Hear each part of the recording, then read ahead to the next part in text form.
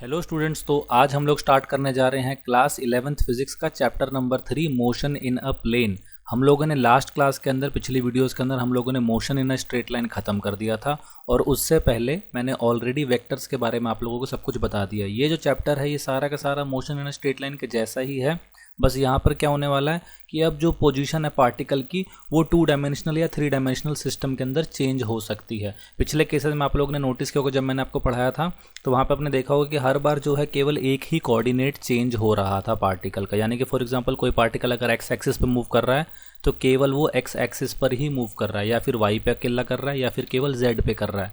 अब वो 3 dimensional space में या 2 डायमेंशनल स्पेस में अपनी पोजीशन को चेंज कर सकता है। बाकी सब कुछ बिल्कुल बेसिक कॉन्सेप्ट सारे के सारे वही हैं जो हमने मोशन इन स्ट्रेट लाइन में पढ़े थे, कुछ भी अलग नहीं है। बस हम लोग अब इस बार जो है ना इन सभी चीज़ों को वेक्टर के पॉइंट ऑफ व्यू से देखने वाले हैं। तो इसलिए अगर आप लोगों ने वेक्टर्स को नहीं पढ़ा है ढंग से, नहीं देखी वाली वीडियो, तो उसको ज़रूर देख लीजिएगा, बिकॉज अब मैं इसके अंदर सारा का सारा वेक्टर्स को दोबारा से शुरू से नहीं बताऊँगा। यहाँ पर मैं केवल वो वाले रिलेवेंट पोर्शन बताने वाला हूँ जो इस चैप्टर को समझने के लिए हमारे लिए ज़रूरी है। ठीक है, तो चलिए स्टार्ट करते हैं। सबसे पहली चीज़ तो हमको यहाँ पे ये समझना है, जैसे हम लोगों ने वहाँ पढ़ा था मोशन स्ट्रेट लाइन में, वही सारी बातें यहाँ पे भी करेंगे। सबसे पहली चीज़ आपको जो बताई थी मैंने वो ये थी कि पोजीशन वेक्टर क्या होता है। पोजीशन, बिकॉज यहाँ पे पोजीशन ही तो चेंज हो रही है ना, तो पोजीशन वेक्टर क्या होता है, पोजीशन वेक्टर।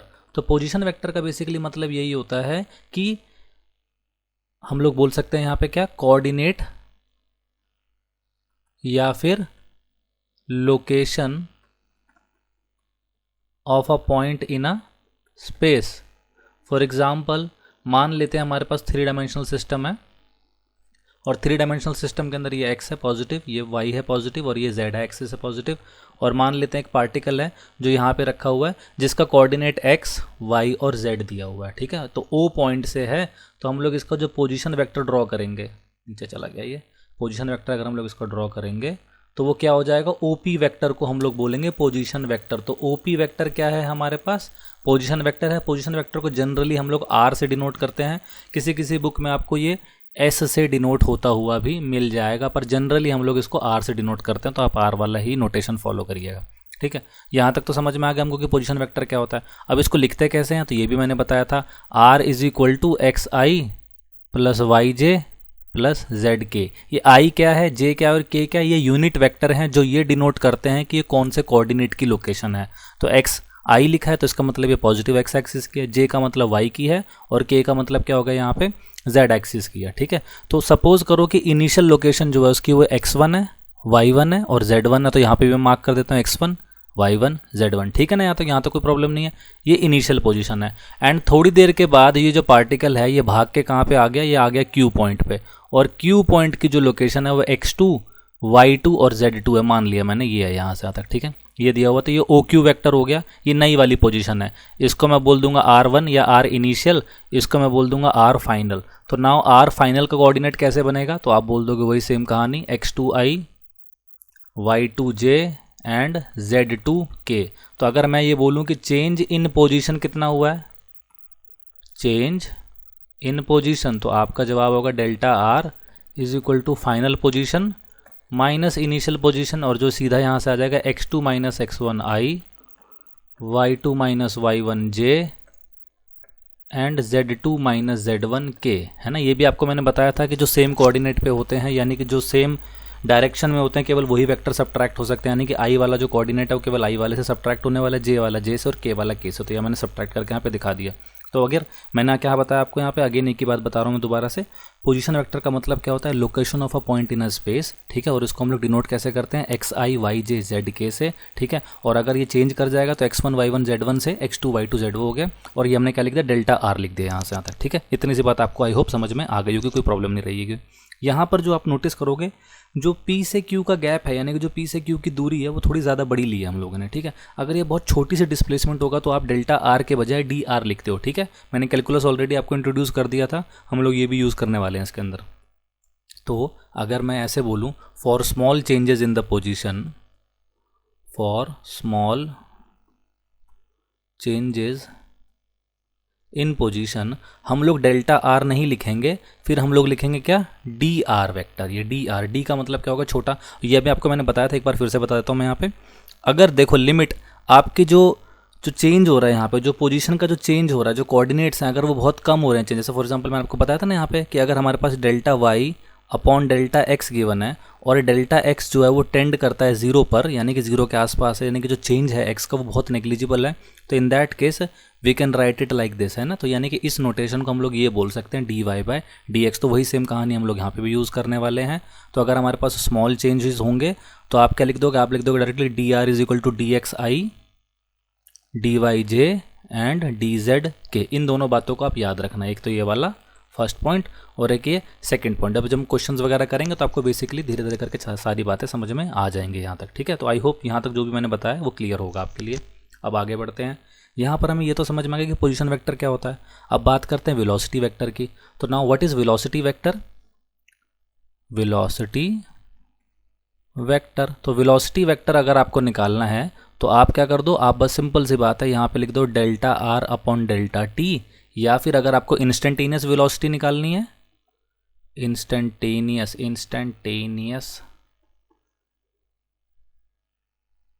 वेलोसिटी, तो ये क्या हो जाएगा, तो आप इस वाले केस में D r upon d T लिख दोगे। अगेन दोनों में डिफरेंस क्या है, यहाँ पे जो गैप है डेल्टा टी का वो बहुत बड़ा है, यहाँ पे डेल्टा टी का गैप जो है बहुत छोटा है।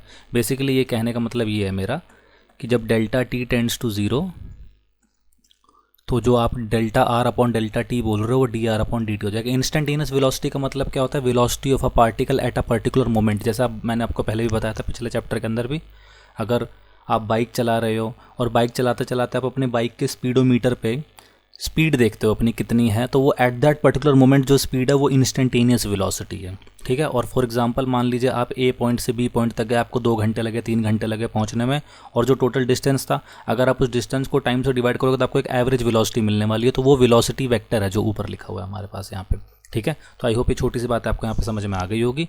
अगर हम लोग इसको लिखना चाहें तो इसको कैसे लिखेंगे, आप देखिए आप यहाँ पे v is equal to d r upon d t लिखा था इस वाले केस में, है ना। तो v इज इक्वल टू अगर d r upon d t लिखा तो आप क्या बोल दोगे, d x upon d t i d y upon d t j and d z upon d t k, ठीक है कि नहीं। यहाँ से तक ये छोटी सी बात आपको यहाँ पे समझ में आ जानी चाहिए। D x upon d t i d y upon d t j d z upon d t k. अच्छा, इसको और कैसे लिख सकते हैं हम लोग, तो इसको हम लोग ऐसे भी लिख सकते हैं, देखो velocity at x axis i, velocity at y axis j and velocity at z axis k, ठीक है। तो अभी तक हम लोग ने 2 चीज़ें देख ली। ये सेकंड था, फर्स्ट क्या था, अगेन एक बार फिर से x i y J and z k, ये पोजीशन वेक्टर है, ये याद रखना है हमको, ठीक है। यहाँ तक समझ में आ गया होगा। अब सेम तरीके से हम लोग एक्सेलरेशन के बारे में भी बात कर सकते हैं। अगर एवरेज एक्सेलरेशन होगा तो आप इसको ऐसे लिखोगे, एवरेज एक्सेलरेशन, तो वो हो जाएगा, हम लोग बात कर रहे हैं ए की, तो ए हो जाएगा किसके बराबर यहाँ पे, A is equal to delta V upon delta T, ठीक है। और डेल्टा वी कितना हो जाएगा यहाँ से, तो वही सेम कहानी यहाँ पे भी लिख देंगे हम लोग इस तरीके से, जो चेंजेस आ रहे हैं यहाँ पे, है ना। तो हम लोग इसको ऐसे लिख सकते हैं, जैसे मैंने यहाँ पे लिखा है व्यू। अगर for the sake of simplicity अगर हम लोग चाहें तो इसको इनिशियल वेलोसिटी अगर हम लोग बनाते हैं तो इनिशियल वेलोसिटी को ऐसे लिख लेते हैं जैसे हम लोग वहाँ पे कर रहे थे, है ना। तो U x I U Y J है ना, ऐसे लिखेंगे इसको, U Y J and U Z K, ठीक है। और फाइनल वेलोसिटी को हम लोग जैसे मैंने यहाँ लिख रखा है ऑलरेडी वैसा लिख देंगे। इससे हमारे को नोटेशन यानी कि जो लिखना होगा वो थोड़ा सा आसान हो जाएगा। कैसे, मैं यहाँ पे बता देता हूँ। तो इस वाले केस में आप क्या कर दोगे, इस वाले केस में आप लिख दोगे v x minus u x i v y minus u Y j v z minus u Z k upon क्या, अपॉन डेल्टा टी, ठीक है कि नहीं। तो यानी कि आप इसको बोल सकते हो अगेन यहाँ से, एक्सेलरेशन जो एक्स एक्सिस पर है वो वाला, वाई वाला और कौन सा वाला, जेड वाला, ये एवरेज एक्सेलरेशन है। अगर इंस्टेंटेनियस एक्सेलरेशन निकाल रहे हो आप, इंस्टेंटेनियस, तो इंस्टेंटेनियस एक्सेलरेशन के लिए जैसे हम लोगों ने अभी इंस्टेंटेनियस वेलोसिटी के लिए क्या वैसे ही करेंगे, इंस्टेंटेनियस वेलोसिटी नहीं, एक्सेलरेशन के लिए यहाँ पर आप अगेन यही वाली लाइन लिख देना, ए इज इक्वल टू कितना, d v upon d t. तो ये कितना हो जाएगा हमारे पास यहाँ से यहाँ तक, वही डी वी जो हम लोगों ने यहाँ पे लिखा था, d v x upon d t i d v y upon d t j and d v z upon d t k, है ना। और ये भी अगेन वैसे ही बन गया, A X I A Y J and A Z K. तो आई होप आपको छोटी सी बातें यहाँ पे सारी की सारी समझ में आ गई होगी। इंस्टेंटेनियस वेलोसिटी क्या होती है, इंस्टेंटेनियस एक्सेलरेशन क्या होता है, ये सारी बातें हम लोगों ने पिछले चैप्टर में पढ़ी हुई है। तो अगर आपने वाला चैप्टर नहीं देखा होगा तो आपको यहाँ पे बातें थोड़ी सी समझ में नहीं आएंगी, इसलिए पहले उस चैप्टर को जरूर पढ़ लीजिएगा, मोशन इन स्ट्रेट लाइन वाले मोशन है ना चैप्टर को। ओके, तो हम लोगों ने देख लिया पोजीशन वेक्टर क्या होता है, हम लोगों ने देख लिया वेलोसिटी वेक्टर क्या होता है, हम लोगों ने देख लिया एक्सेलरेशन वेक्टर क्या होता है। अब एक छोटा सा एग्जांपल्स के थ्रू समझाता हूँ आपको और समझ में आ जाएंगे सारी बातें हम लोग कर क्या रहे थे यहाँ पे भी, है ना। क्वेश्चन नंबर 1 दिया हुआ है, a particle whose position vector, एक पार्टिकल है जिसका पोजीशन वेक्टर वेरी करता है टाइम के साथ, varies with time t as, अब ये दिया हुआ है are is equal to 3t² - 2tj + 5k। ठीक है, एक पार्टिकल है उसका पोजीशन वेक्टर टाइम के साथ ऐसे वेरी करता है। आपसे बोल रहा है find the expression for A velocity vector, B acceleration vector,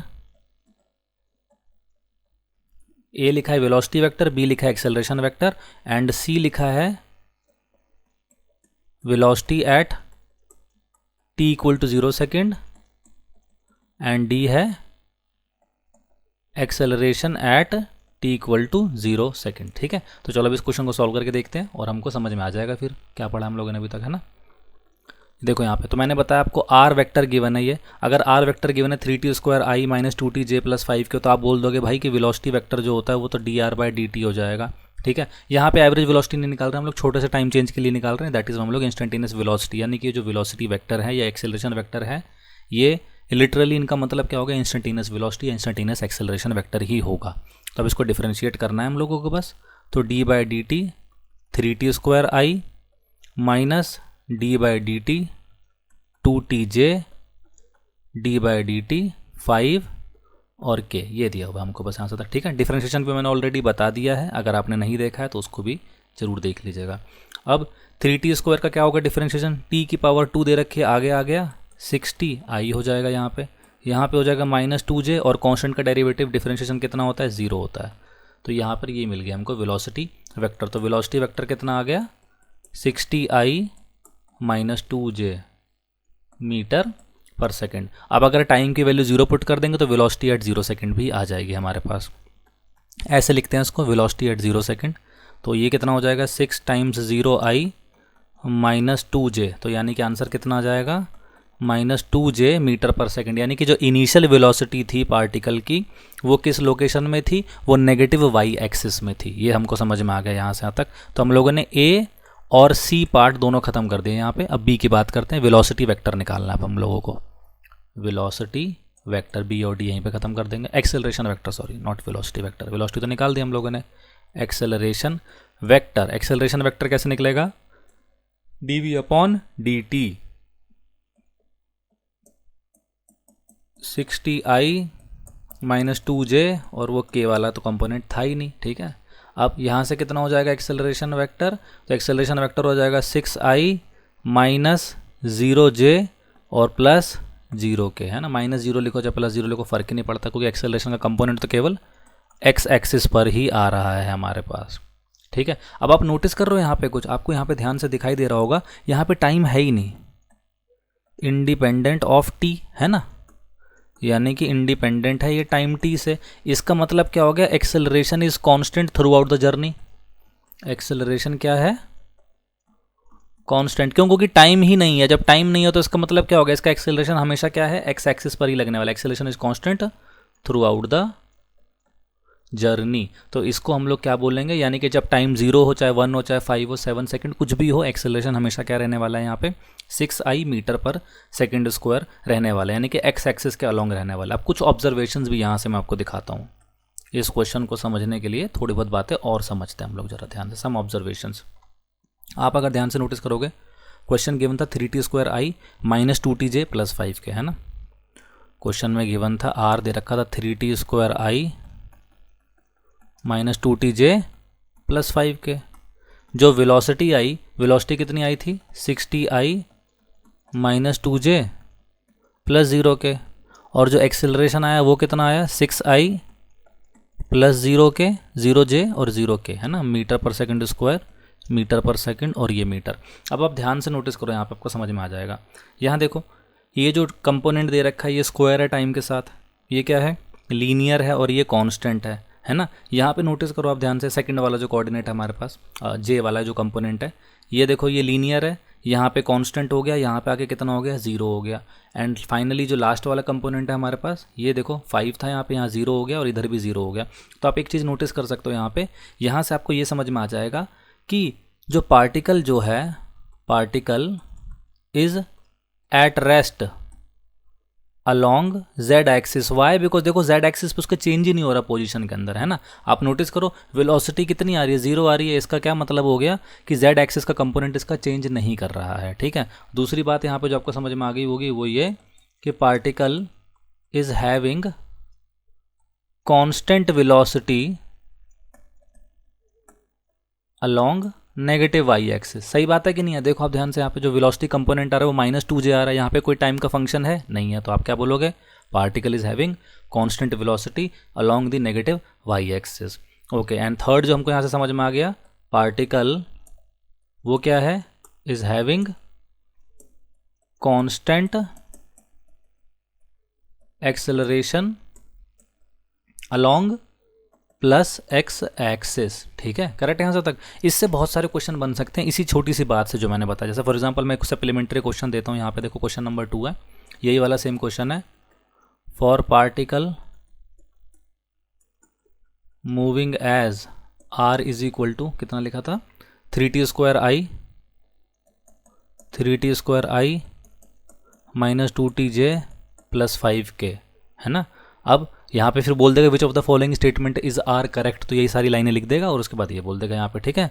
तो ये जैसे दे दिया विच ऑफ द फॉलोइंग ग्राफ, यहाँ पे क्या कर दिया इसने, विच of the following graph is correct. अब ऑप्शन नंबर ए बना दिया यहाँ पे, बी इधर बना देता हूँ, अभी बना देता हूँ सारे के सारे ग्राफ्स एक बारी में, सी यहाँ पे